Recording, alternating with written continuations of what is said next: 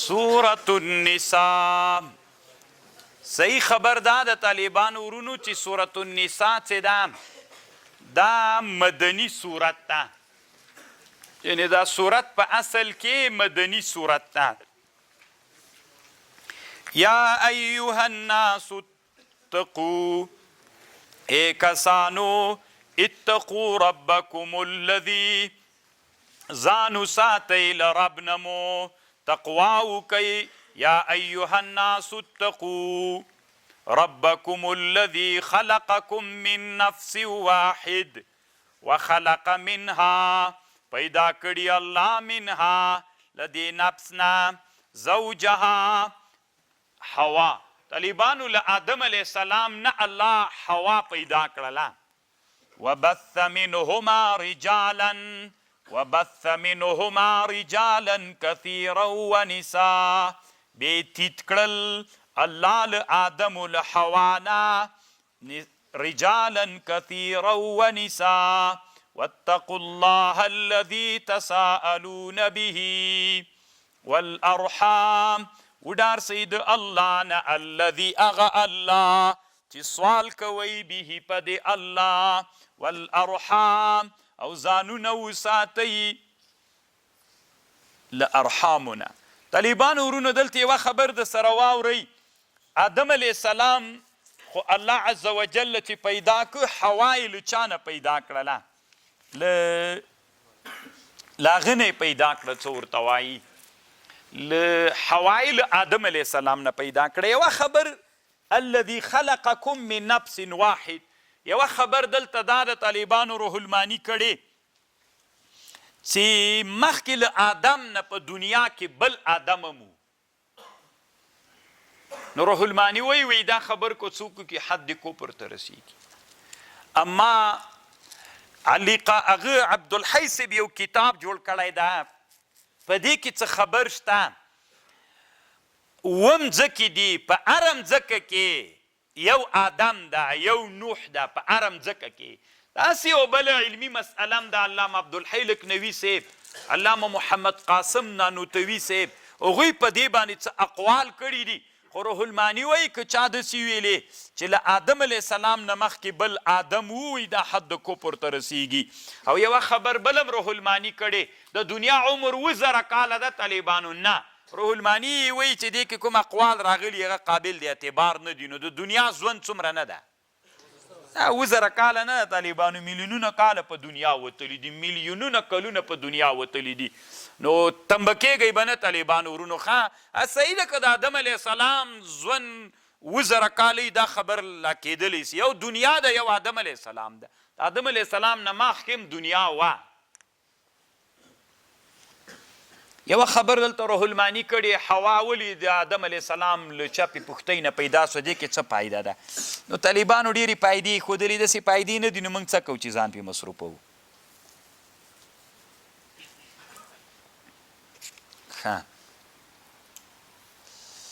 نو تساءلون به چې تاسې سوال کوئ په دې باندې، والارحام او تاسې لزوم له ارحامو سره، یعنې هغه خپلولۍ څه دي؟ نو اسلام کې خپلولۍ وصل کوي، دا خپلولۍ مه قطع کوئ.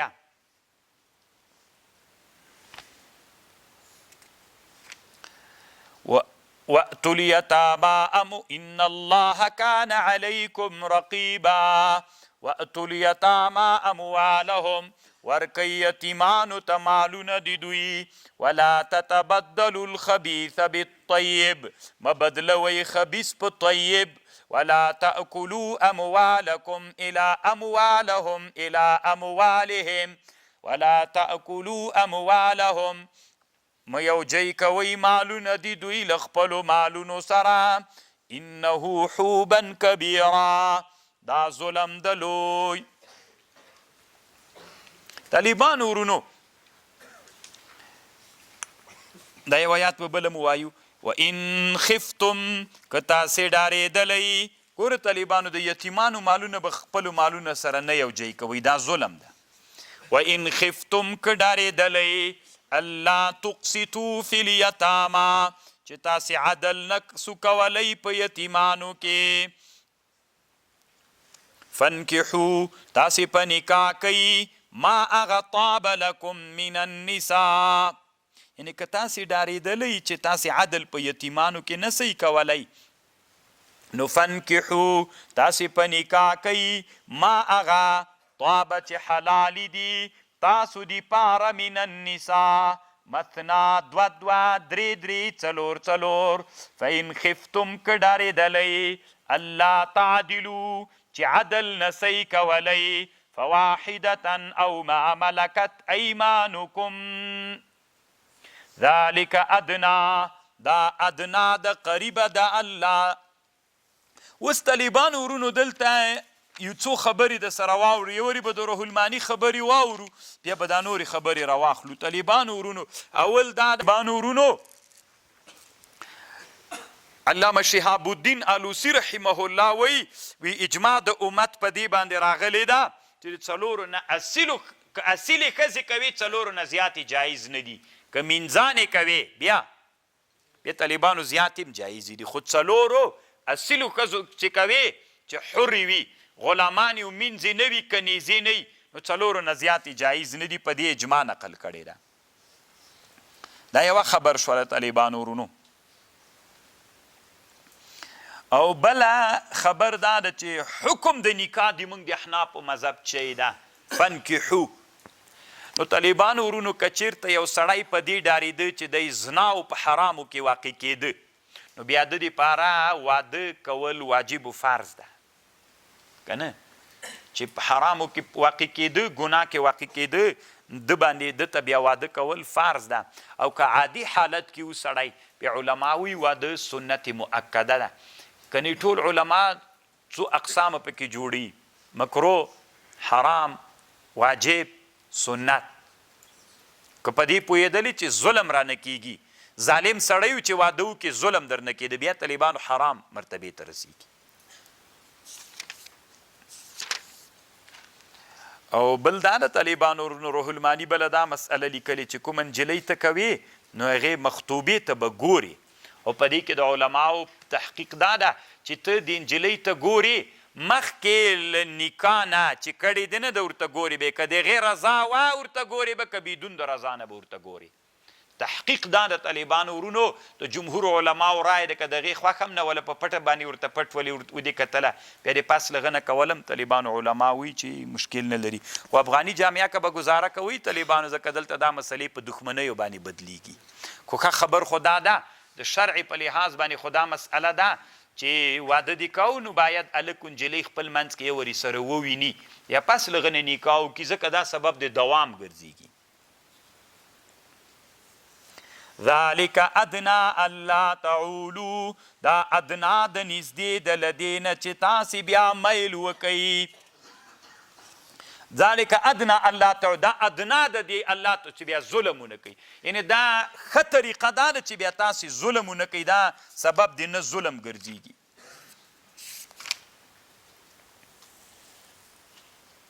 دا یوه ښځه کول طالبانو ګوره، دوه دوه درې درې څلور الله تعدلو، که مو عدل نسو کولی یوه ښځه وکوئ. ذالک دا یوه ښځه د دې دپاره الله تعالی چې بیا ظلم ونه کوي. نو طالبانو ورونو دلته یو څو خبرې دي. یوه خبر دا ده چې دلته په احکام القرآن کې داسې لیکي، طالبانو دنیا کې 14 احکام القرآن دي، 14 احکام القرآن دنیا کې علماو جوړ کړي دي، متقدمین علماو، لکه مثلا د امام سیوطي ده، اکلیل نومیږي، د ابوبکر جساس ده، دا ډېر ښه کتاب د طالبانو دنیا کې ډېر شهرت لري، 5 جلده د ما سره شته. د ابن عربي د طالبانو دم د ما سره شته. د امام څه نومیږي، د امام طحاوي ده، دم د ما سره شته. او غټ کتاب چې د طالبانو دغه احکام القرآن ده چې 19 جلده ده، دا په دنیا کې غټ احکام القرآن ده. خبر خو پوه شولی که اوس طالبانو ورونو یوه خبره دی، احکام القرآن دا اصل کې د اشرف علي تانوي صاحب د اشراف لاندې جوړ سوی، مفتی شفیع صاحب، علامه ظفر احمد عثماني صاحب او یو بل عالم هم ورسره ده، هغه دا په شریکه جوړ کړی. اوس طالبانو ورونو دلته مسله داسې ده، یو واده کول که چېرته یو واده دې لره، دویم واده څنګه ده؟ د یو واده حکم خو تیر سو 3 حالت 4 حالت یا حرام یا مکروه یا واجب فرض یا عادي حالت کې واده سنت مؤکد ټول انبیا ودونه کړیو یو خبردار طالبانو ورونو چې لیوی نه زیات واده کول علما وی که په دې پوهېدې چې ظلم نه درنه کېده عدل درنه کېده بیا دویم واده مستحب ده دویم واده دلته طالبانو په دې باندې بحث کوي اما که چېرته په دې پوهېدلې چې ظلم را باندې کېږي بیا دویم واده طالبانو مکروه تحریمي او حرام ده علامه ابن الهمام په فتح القدیر کې په دې باندې بحث کړی اوس طالبانو ورونو یو سړی د دویم واده کوي خو ظلم تر کېږي بله ښځه کل معلقه داسې پاتې کېږي یا د هغې په حق کې ظلم کېږي بیا طالبانو دا دویم واده تاسې نن هغه د ګورې انسانان ډېر کم انسانان دي چې عدل ترې نه کېږي دا یوه مسله شوله طالبان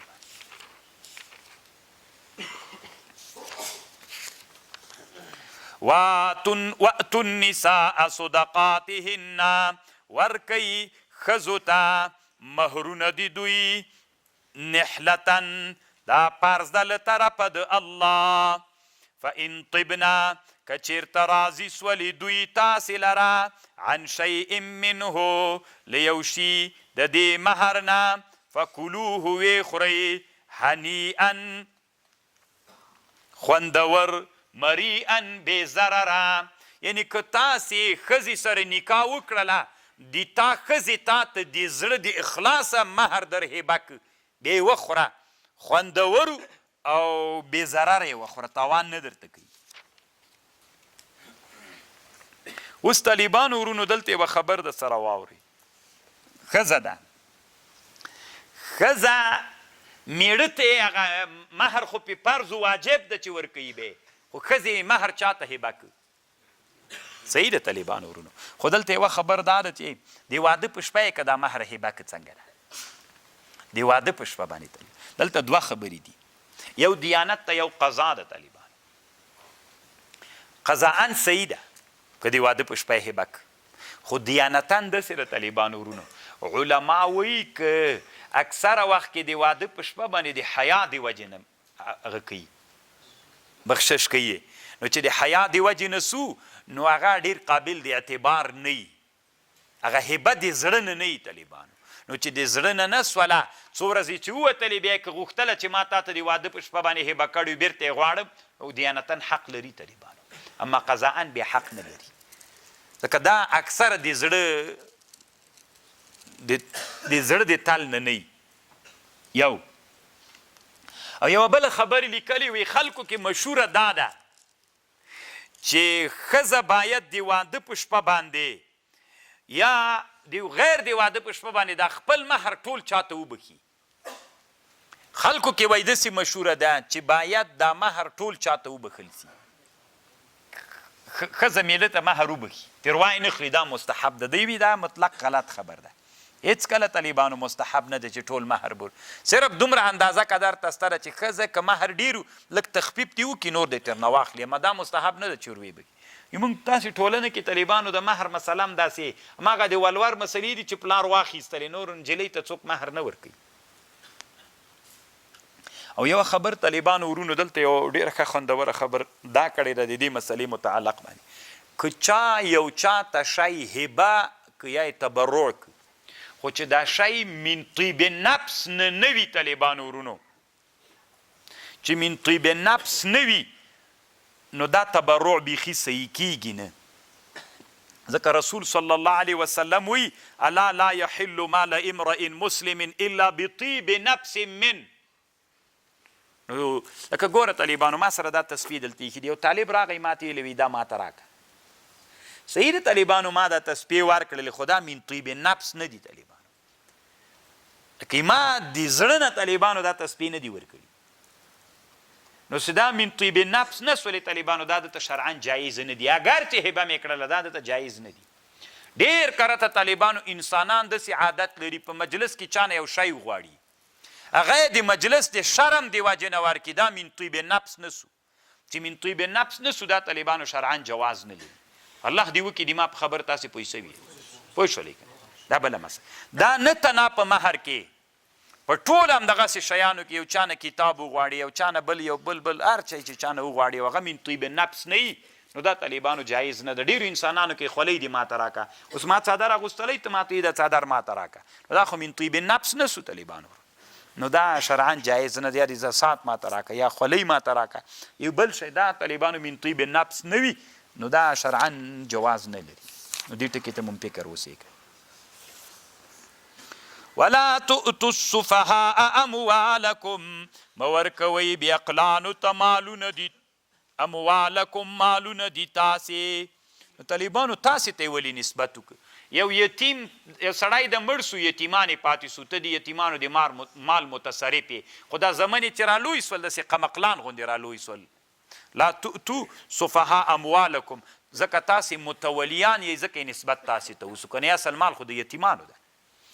التي جعل الله لكم فيها اغه مال چې الله ګرځولی تاسې لره پکې قیاما معیشت وارزقوهم فيها رزق ورکوئ دوی ته پکې وکسوهم په دغو باندې کسوه ورته وکئ وقولوا لهم قولا معروفا وایئ دوی لره په دې کې قول معروف. وابتلوا الیتاما امتحان کوي یتیمان حتی اذا بلغوا النکاح کله چې ورسېدل بلوغ ته فان آنستم منه رشدا که ومولیدل یتیمانو نه هدایت فادفعوا الیهم اموالهم یعنی یتیمان در سره ول نو مال ته متصرف مال مه ورکوه کله چې بالغان سول او عاقلان ول هوښیار ول بیا مال ورکه. ولا تأکلوها اسرافا مخوری تاسی مالونا دی دوی په اسراف و بدارا په چالاکی چې زرزری اخری کنه چې را بالغ نسی بیا به مال را نغواړي. ای یکبرو ومن کان غنیا که څوک غنی وي فلیستعفف ځان دې ترې وساتي ومن کان فقیرا فلیأکل بالمعروف فاذا دفعتم الیهم اموالهم کله مو چې یتیمانو ته مالونه ورکول په دې ورکړه شاهدان ونیسئ فاشهدوا علیهم وکفا بالله حصیبا. طالبانو دې ځایونو کې احکام او علماو دومره ډېر اوږده بحثونه ذکر کړي دي. للرجال نصیب د سړی دپاره برخه ده مما ترک الوالدان والاقربون وللنساء نصيب مما ترك الوالدان والأقربون مما قل منه أو كثر نصيبا مفروضا. دا برخه ده پرس کړل سوی. روح المانی دلته د واجب او د فرض په مابین کې فرق کوي. دا خو تاسو ته طالبانو معلومه ده فرض هغه ته ویل کېږي چې هغه په دلیل قطعي ثابت وي واجب هغه ته وایي چې په دلیل ضمني ثابت وي. یا طالبانو هم دی واجب ته هم فرض ویل کېږي خو هغه ته فرض عملی ویل کېږي دې ته فرض اعتقادي ویل کېږي. واذا حضر القسمة کله چې حاضر سو قسمت ته اولو القربا خپلوان والیتیمان مسکینان فارزقوهم منهم رزق ورکئ تاسې له دې مال نه دوی ته وقولوا له قولا معروفا.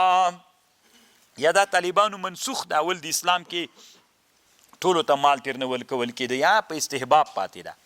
وليخشى الذین ودي ډار سي هغه کسان لو ترکو چې پریږدي دوی من خلفهم ذریه وروسته له دوی نه اولاد ضعیفان خافوا علیهم فلیتقوا الله ودي ډار سي د الله نه وليقولوا قولا سدیدا ودي وایي قول محکم. دلته طالبانو څو معناوې لري. یو سړی د طالبانو مړ کېده یو سړی دی وصي وګرځو داسې ورته ویلې چې ته دې ما د اولادونو باندې پالنه کوه ظلم ورسره ونه کړي د مال باندې.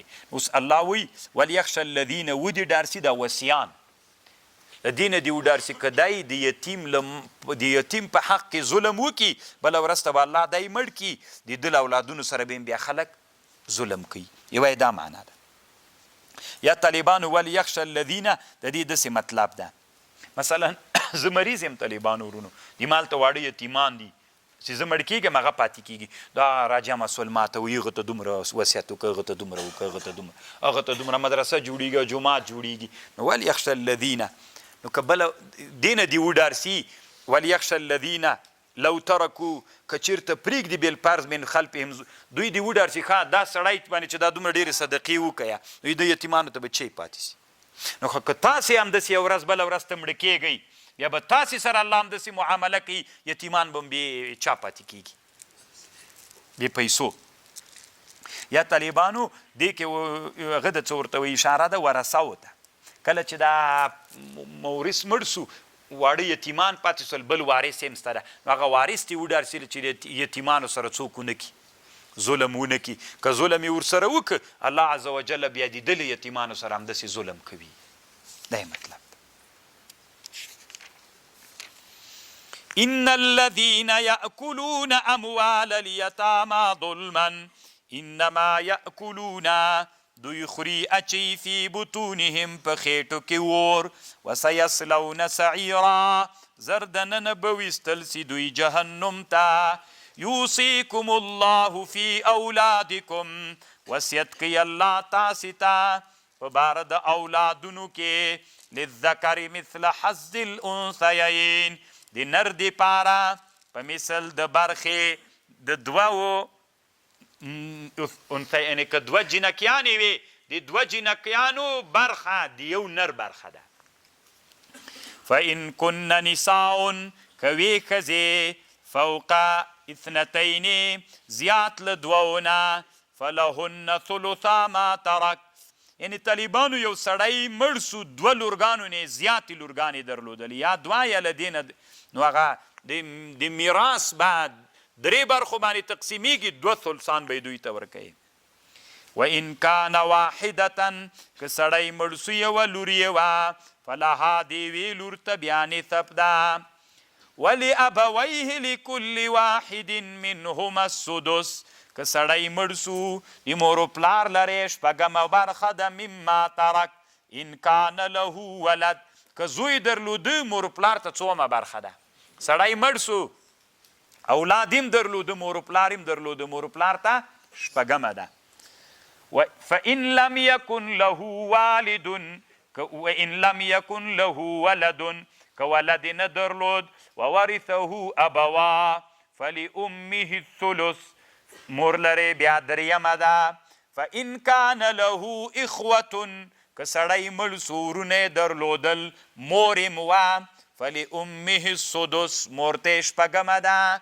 خو من بعد وصیة یوصي بها او دین، خو یو وارې به طالبانو که دینونه وصیتونه وله، دینونه وصیتونه به ادا کېږي، پس له هغه نه به څوک ورکول کېږي هغه میراث. آباؤکم و ابناؤکم لا تدرون ایهم اقرب لکم نفعا، تاسې خبر نه یې چې کوم یو نږدې د تاسې ته له حیثیت د نفع. فریضة من الله، دا فریضه ده له طرفه د الله نه. ان الله علیما حکیما. طالبانو ورونو، میراث خو نو یو اوږد باب د طالبانو، ځان ته مستقل اوږده علمونه دي پکې طالبانو ورونو. هسې یوه خبر به بل هم درته وکړم طالبانو ورونو،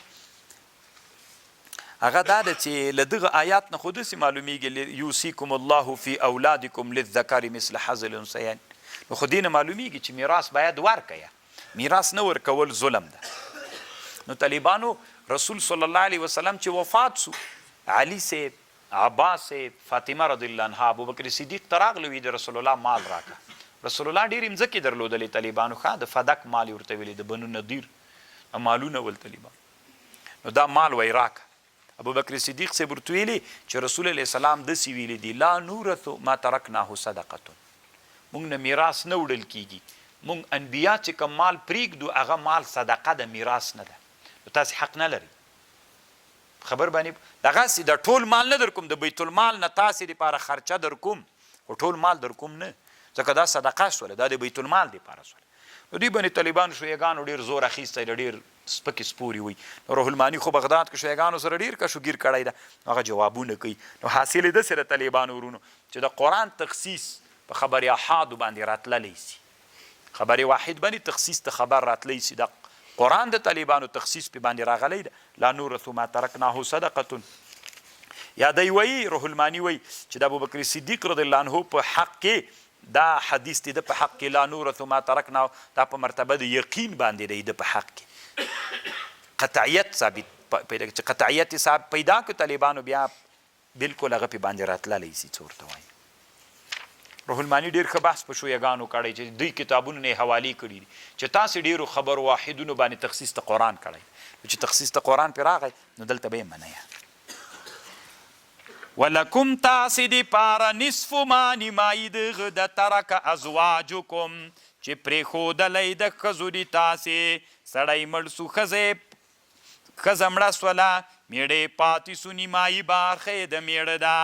فإن لم یکن له ولد، خو که بچی نه درلود، فإن کان لهن ولد، که دې ښځو ولد درلود، فلکم الربع. سړی مړ سو طالبانو وی ښځه مړه سوله میړه یې پاتې سو، که اولاد یې درلوده دې ښځو اولاد درلوده میړه څومه برخه ده؟ څلورمه. او که بچی نه درلوده شپږمه. مما ترکن من بعد وصیة یوصین بها او دین. چې خو په دې مطلب پوه سول هغه دینونه هغه به ادا کوي. بیا لکه موږ ته سړی چې مړ سو طالبانو د ترکې نه بیا اول تجهیز و تکفین کیږي، خو تجهیز و تکفین د خیراتونه میراتونه نه دي طالبانو، دا نه دي پکې حساب. تنه یو صابون یو کپان یو قبر غوچولو پیسې د افغانستان ټولنه کې دا دغسې مفت دي. بیا دویمه کې وصیتونه او دینونه، درېیمه کې بیا ترکه تقسیمیږي. ولهن ربع مما ترکتم. که سړی مړ سو طالبانو نو ښځې دپاره څومه برخه ده؟ ربع مما ترکتم. فإن لم یکن لکم ولد، که تاسې لره ولد نو، که ولد نو ربع ده ورته. فإن کان لکم ولد فلهن الثمن. بیا تمه ده سړی مړ سو میړه مړ سو بچی هم تر پاتې سو ښځه هم تر پاتې سوه، بیا ښځې دپاره اتمه برخه ده. مما ترکتم من بعد وصیة توصون بها او دین. وإن کان رجل یورث کلالا او امرأة له اخ او اخت فلکل واحد من. چې طالبانو نه زوی لري نه پلار لري دې ته هغه وایي کلاله وي. او امرأة یا ښځه وه وله اخ ورور یې درلوده او اختن فلکل. سړی طالبانو کلاله سړی مړ سو نه زوی درلوده نه پلار درلوده نه ورور خور درلوده. فلکل واحد منهما، د ورور او خور دپاره څوک ده؟ سدس ده شپږم. فإن كانوا أكثر من ذلك فهم شركاء في الثلث من بعد وصية أو من بعد وصية يوصى بها أو دين غیر مضار. وصیتا من په دې باندې دا وصیت چې کړی ضرر به چاته نه پې رسولی، چې یعنې دومره له ثلث نه زیات کړی وي. وصیتا من الله والله علیم حکیم. والله علیم حلیم. تلک حدود الله، دا حدود الله دی. ومن يطع الله ورسوله يدخله جنات تجري من تحتها الأنهار خالدين فيها وذلك الفوز العظيم. ومن يعص الله ورسوله ويتعد حدوده يدخله نارا خالدين فيها ولهم عذاب مهين. طالبانو ورونو دلته روح المانی لیکلی دي وی الله عز وجل دا آیات په دې ټکي باندې هغه که چې ولهم عذاب مهین. ومن یعص، څوک چې تجاوز وکړي سرکشي وکړي د الله او رسول نه او تعدا د الله د حدودو وکړي الله اور ورکړي. نو طالبانو دا میراث ته د الله یو حد. روح المانی دلته یوه خبر لیکي وی له دې نه دا را معلومه سوله که چیرته چاته میراث ورنکړه دا یو لوی ظلم ده. او من قطع میراثا فرضه الله ورسوله قطعه الله میراث. که یو چا باندې میراث قطع نه که هغه میراث چې الله او رسول ورکړی الله به په ده باندې جنت قطع کړي. ان الفاحشة من نسائکم، څنګه چې الله واللاتی یأتین الفاحشة، هغه ښځې چې راتګ کوي زنا ته من نسائکم فاستشهدوا علیهن 4 منکم، فاستشهدوا علیهن 4 منکم شاهدانو نیسئ په دوی باندې 4 له تاسې نه فإن شهدوا فامسكوهن في البيوت حتى يتوفاهن الموت أو يجعل الله لهن سبيلا. یعنی که به ښځې زنا وکړله 4 شاهدان پې ونیسئ بیا یې پس له هغه نه زندان ته بوځئ وایي چې مړه سي خو دا حکم طالبانو څوک ده منسوخ سوی ده. واللذان یأتیانها هغه ښځه او هلک چې راتګ وکړي فاحشې ته منکم فأذوهما اذیت ورته ورسوئ فإن تابا که توبه یې وویستله او اصلحا فاعرضوا عنهما ان الله کان توابا رحیما.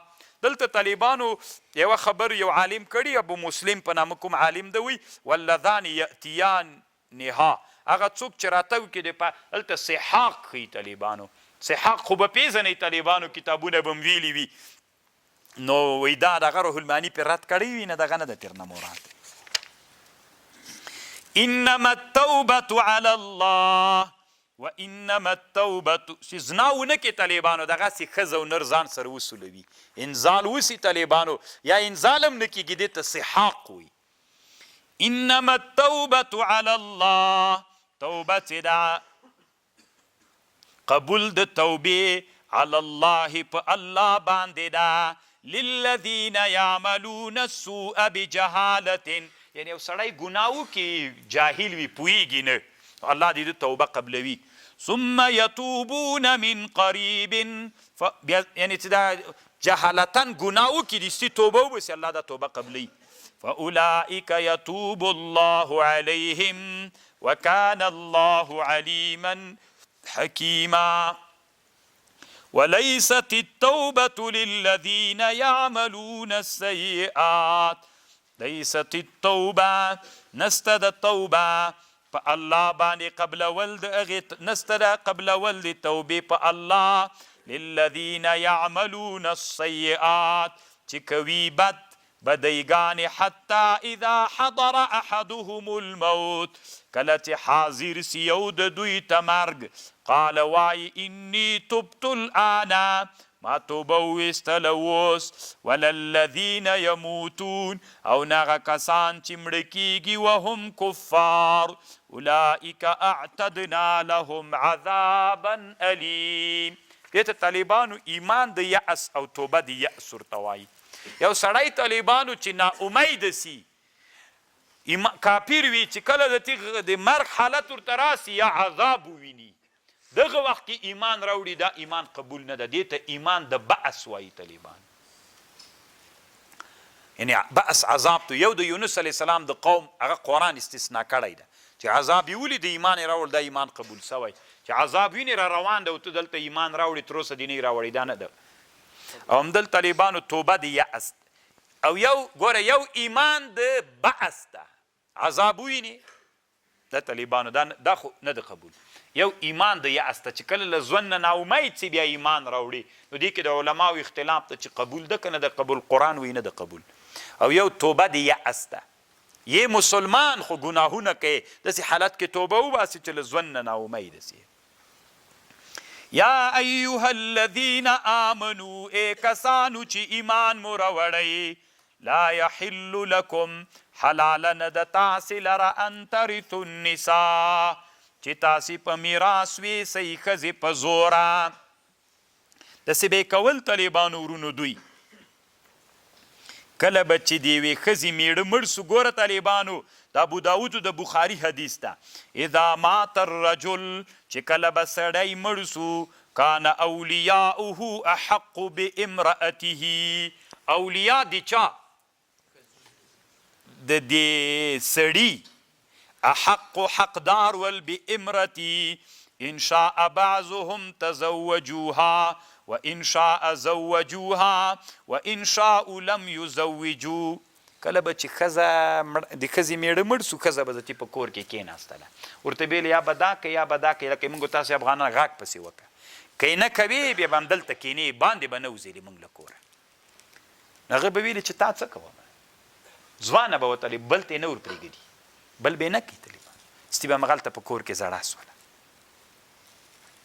دا د چا په حق کې نازل سو د آیات د طالبانو د منافقینو د مشرکینو د یهودیانو د کافرانو په حق کې دا نازل سوی هغوی کې دا عادت نن په من کې سته که نسته په افغانستان کې چې څومره شهیدان سوي دي ټولو ښځې ناستې دي که نه دي ناستې یعنې طالبانو ډېر د احتیاط ژوند نه ده او څه وایي چې هغه د دا داسې غیرتي ښځه ده څه غیرتي ده ته یې نه پرېږدي ته دومره غیرتي څه که نه ته بیا څه تندر وهلی چې د تا ښځه مړه سوي نه وي بیا دې بله کړي نو ته بیا د غیرت ولې نه کوې چې په ښځو باندې کوي اصل دغه خبر نه ده او بیا طالبانو که بالفرض دا ښځه راجیږه سي داسې وایي چې زه مېړه کوم د ما حق ده شرعاً مې حق ده نه اوسېږم دلته مېړه کوم تا نه کوم خپل بل مېړه کوم تا څه کار ده ما سره نو طالبانو ورونو بیا څه کوي طالبانو دلته مرګ ته په دې جاهله ټولنه کې خبر بیا تاسې وایي چې پښتانه او افغانان داسې غیرتي او علمي خلک دي چا ویلي علمي خلک دي که دا جلۍ راجیږه سي طالبانو دا شرعي حق ده طالبانو چې زه څه کوم زه ځم د پلار کره اوسېږم بس هر څوک مې چې مېړه کو زه ځان ته هغه مېړه کوم دلته طالبانو د دوی په منځ کې دښمني پیدا سي دوه درې له هغه طرف نه مړه سي دوه درې طرف نو دا نجونې ټولې طالبانو داسې سوي دي چې بیخي غوښتنه نه کوي مرګ قبول ده راته ځکه دې په سر هلته مرګونه پیدا کېږي ټول عمر بدنامه کېږي طالبانو نو نه پوهېږم طالبانو چې تاسې به څه وخت درد درکې پیدا کېږي یو ورځ دې باندې تفکر وکړئ که تاسې نجونې وئ بیا داسې یو حالت سره مخ وئ یو ورځ خو تاسې طالبانو یو ورځ خو پردي ته په محتاج ژوند کې په پنجره کې تېر کړئ چې تاسې ته معلومات وسي ډېر لوی درد د طالبانو دا اوس زه قسم کوم طالبانو که یوه نجلۍ داسې راجیږه سوله د افغانستان کې او غوښتنه یې وکړه زه د هغه کره نه اوسېږم له ورونو کره نه اوسېږم زه د پلار کره اوسېږم او طالبانو دا چې راجیږه سوله قوم به هم ټول پسې راجیږ سو موږ روم بدلې پلار به یې مزپي او که محکمې ته هم لاړه سي طالبانو زه څه فکر کوم چې والله علم را خلاصه به سي دا مسله به که را خلاصه نه سي کاشکې طالبانو یو لوی انقلاب راغلی وی په دې مسله کې دغسې مسلو کې چې د ښځو په حق کې ظلم کېږي قیامت به راورسېږي دا مسلې اوس خو طالبانو لا ډېره ښه سوله فتحه چې راغله طالبانو ورونو نوي ما ته یو چا زنګ و وایي دلته سپي او سړی خوړلی ده په غوږ باندې نو اوس ملکانو فیصله کړې ده چې نجلۍ په هغه کې ورکړي په بدۍ کې فیصله هم سوې ده وایي موږ به یې ورې سبا تا ته درس نو تا سره به نږدې نه مجلس وکړو میل صحیح ده راسئ میل خو دا ملکان به ټول راځي الله شاهد د طالبانو که نه نو هغه خو نه وي د جذبوي وخت نو ما خپلو ملګرو ته ویلي چې ښې شنې لښتې برابرې کوي چې سبا ملکان راغله داسې زپ ورکوو که نه چې ټول افغانستان بیا په دې باندې خبر سي چې څوک سپین سړی خوړلی د دوی په بدۍ کې څوک ورکړې ده نو طالبانو په دې مو سمه اراده کړې یعنې الله شاهد د روزه د طالبانو میل داسې زپ به ورکوو که نه چې ټوله دنیا خبره سي چې ملکان یې وهلي دي بیا چې هر څه بدي جوړېدله جوړه وي خو ملکان خو دا چا خبر کړي که څنګه چالو بیا رانغلل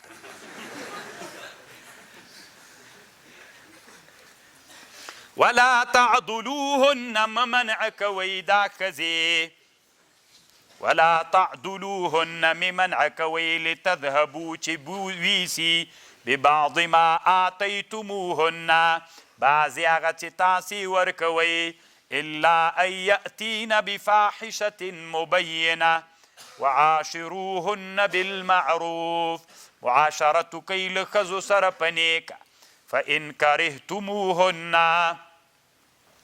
که تاسې په دوی مجبورې کړې کرام ورباندې وکړه نه فإن کرهتموهن دا داسې چل و طالبانو اتیر خو یعنې که تاسې له دوی سره هغه کو څه ورته وایي خلع هم کوله نو بیا ټول مال مه تېر ناخلئ ظلم مه کوئ یو څه تېر واخلئ خلع ورسره وکیه خو یوه خبر ده وإن کرهتموهن او که داسې چل و طالبانو دا طبیعت مو له دې ښځې سره نه لګېده بدې مو ګڼلې مثلا یوه ښځه دې کړې و طبیعت دې ونه ورسره لګېده فإن کرهتموهن فعسى ان تکرهوا شیئا که تاسې یو شی بد ګڼه هغه تاسې دپاره څوک وي خیر وي ویجعل الله فیه خیرا کثیرا الله تاسې ته ګرځوي په دې کې خیر کثیر وإن اردتم استبدال زوج مکان زوج که اراده مو درلودله میړونو بدلول د ښځې په جای د بلې ښځې دا مو یعنې بله مو کوله واتیتم احداهن قنطارا ورکړی تاسې یو د دوی ته قنطارا ډېر مال فلا تأخذوا منه شیئا اتأخذونه بهتانا واثما مبینا یعنې مثلا یوه ښځه ده اراده دې وکړه چې دا ښځه پرېږدي بله ښځه دې کوله خو دې ښځې درته ویلې چې ما ته طلاق راکړه یا خلع را سره وکړه نو ته د خلعې په مقابل کې له ښځې مال اخیسته نو ډېر مال مه ترې ناخله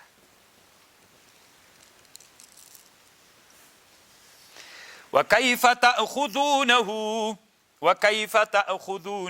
څنګه یې تاسې ترې ناخلئ وقد افضا بعضکم الی بعض افضا کړې بعضو ته نه جمعه مو ورسره کړې اوس ګوره سړي چې کومه مهر هغه ته ورکړی و ښځې ته نو اوس ډېر وخت له ښځې سره تیر نو ښځې نه استمتاع و پیدا اخیستې که نه اوس چې بیرته هغه طلاق ورکوي نو د هغې په مقابل کې ورته وایي چې روپۍ به بیرته راکوي نو خو هلته تا ګټه اخیستې وه نو ظلم ولې کوي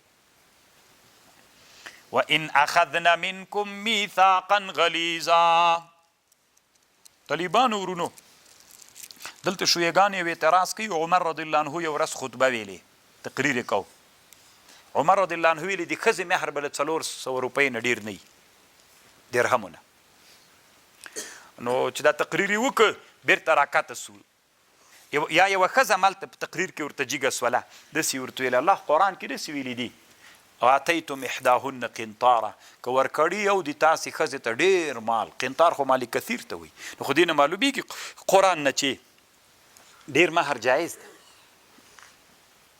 نو تا ولې ویلې عمر رضی الله عنه بیرته له خپلې خبرې وګرځېده څه وایي رجل اخطأ وامرأة اصابت ښځه حق ته رسېدلې او سړی خطا سو بیرته له خپلې خبرې وګرځېد نو دوی وایي طالبانو چې یو سړی خطا کیږي علم یې زده نه وي شویګان وایي هغه امیر نسي کېدلی عمر سې ولې امارت کو نو طالبانو ورونو ده ورته ردونه کړي علي رضی الله عنه نه مې همداسې خبر نقل کړي چې علي صاحب یو ورځ فیصله وکړله نو بیا هغه یو د فریقین ورته ویله چې مسله داسې نه ده بل د څنګه کوي بیا طالبانو بیا د قرآن هم قصه ورته راوړي حضرت داود علیه السلام چې فیصله وکړله هغه له سره له دې نبي او بسلیمان ففهمناها سلیمان صریح قرآن بیرته ردونه پې باندې کړي په شویګانو ولا تنكحوا ما نكح آباؤكم من نساء الا ما قد سلف مپه نکاح کوئ هغه ښځې چې تاسې پلرونو کړي دي الا ما قد سلف مګر مخکې چې تیري دا خو بېله خبر ده انه کان فاحشة دا فاحشه ده و مقتا ظلم ده وساء سبیلا بد لاره ده حرمت علیکم امهاتکم حرامی دی پتاسی دی تاسی مرگانی و بناتکم و اخواتکم و عماتکم و خالاتکم و بنات الاخ و بنات الاخت و امهاتکم اللاتی ارضعنکم و اخواتکم من الرضاعه و امهاتکم نسائكم خواكي وربائبكم اللاتي في حجوركم من نسائكم او اغا ربائب پرکټیانې چې تاسې په حجرو کې دي یوه ښځه دې وکړئ تا ښځې مخکې بل میړه درلود هغه نه لور وله نو هغه طلاقه کړي اوس تا دا ښځه وکړله پرکټۍ یې نسې کولی اللاتي دخلتم بهن فإن لم تكونوا دخلتم بهن فلا جناح عليكم وحلائل أبنائكم د زمنو ښځې نه دي درته جایز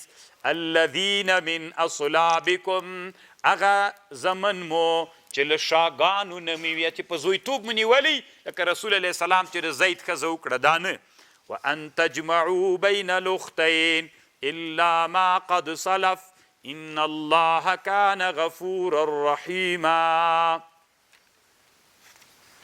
خلاصو بس تنو طالبان استيخو بیا سپاره شروع واخر دعوانا ان الحمد لله رب العالمين ثواب الله انبیاء او صحابه او تابعین او تابعین محدثین او فقها او ټول ته ورورسوي موږ ټول شرعي حاجتونه پوره کړي مریضانو ته الله عاجله شفا ورکړي. ملګري غوښتنه کړې ده الله مریض ته صحت ورکړي. نور مریضان وي الله صحت ورکړي. څوک قرضداران وي قرضونو نه اخلاص کړي الله. څوک غیر متأهلین وي په شرعي نکاح متأهلین وګرځوي. څوک اولاد نه لري الله صالح نارینه اولادونه ورته نصیب کړي الله پاکه. څوک نور شرعي مشکلات لري الله ته موږ په زړونو خبري شرعي مشکلات مو حل کړي. مجاهدینو د دنیا ته فتح ورکړي. فاتحین و غانمین وګرځوي. شهیدانو باندې الله رحم وکړي. د موږ والدینو چې د چا والدین وفات وي الله مغفور و مرحوم وګرځوي. الله پاکه مونږ اسلامي نظام و اسلامي امارت ته دوام و بقا نصیب کړي. الله حفاظت یې وکړي الله ساتنه یې وکړي. الله مشکلات مه پکې را پیدا کوي. مشکلات وي الله پاکه حل یې کړي. الله ملت له موږ نه خوشحاله اول الله راضي کړي بیا ملت خوشحاله کړي. الله ټول شرعي حاجتونه مو پوره کړي. د موږ مدرسو د ټولو دیني مدارسو حفاظت وکړي. الله پاکه څوک چې مدارس سره اعانت کوي الله ته حافظ سي الله ته ناصر سي الله ته د هغوی ټول شرعي حاجتونه پوره وګرځوي. الله پاکه د حاضر مجلس طالبانو الله علومو کې برکت واچي. الله علما عاملین وګرځي. موږ ټول الله پاکه تا د دین طالبان یو الله موږ ته زیادت فی العلم نصیب کې سره العمله. رب اغفر وارحم وانت خیر الراحمین.